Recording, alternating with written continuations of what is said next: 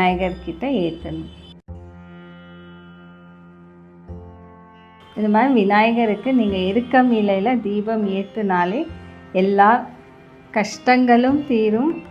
உங்களுடைய பிரார்த்தனை அவர் ஏற்றுக்கொண்டு ஒரு நல்ல விடை கொடுப்பாங்க. எருக்கம் இலைக்கு நீங்கள் மஞ்சள் குங்குமம் தடவிடுங்க.